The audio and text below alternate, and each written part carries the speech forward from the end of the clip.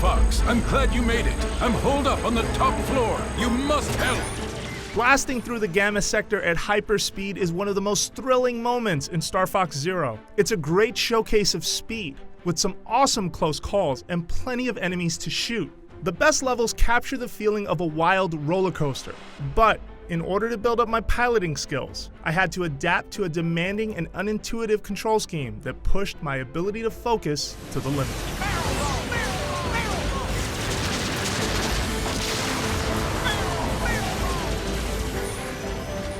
Star Fox Zero revisits the ideas of the classic Nintendo 64 Star Fox and reimagines them for the Wii U.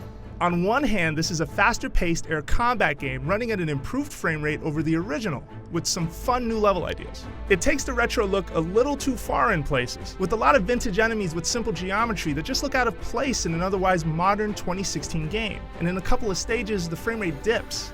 The campaign can be completed in roughly 5 hours, but you won't see everything on your first pass, and it does a lot to encourage more playthroughs. Some excellent skirmishes in space offer lots of targets to shoot and clever hidden exits to find that lead to whole new areas. Find your own target, Fox! Other levels focus on spectacle, like this intimidating battle with one of Andross's warships, or this tumultuous trek through the desert. The one-lane trip was Zonus, a plotting stealth level that felt more like busy work rather than an action-packed Disneyland attraction. Big boss battles are Star Fox Zero's best moments, and each one feels different.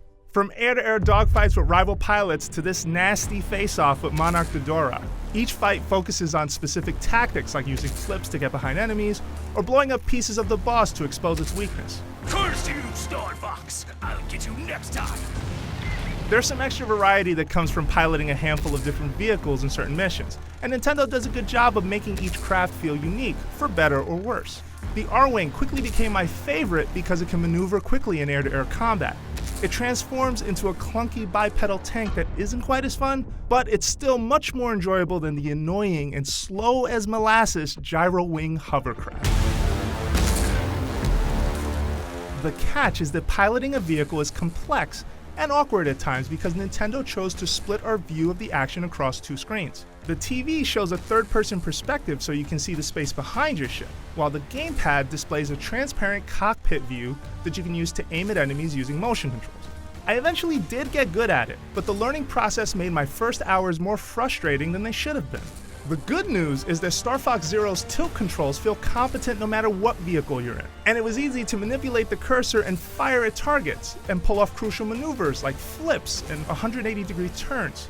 The problem comes when trying to maintain control as you move your eyes between the 2 screens, especially since the perspective affects how you aim. Even when the TV shows a larger field of view, sometimes using it to take an unassisted shot that looks like it should hit will completely miss.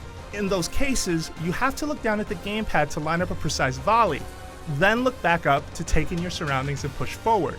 It feels like a job for 2 people, and co-op mode appropriately splits up the 2 screens into 2 jobs. This is the best way to play. One person assumes the role of a pilot while a friend mans the guns. But the lock-on camera introduces a problem on the first boss. It doesn't let the pilot see directly in front of him, and that's kind of important. It's difficult to pick up rings or fly in general.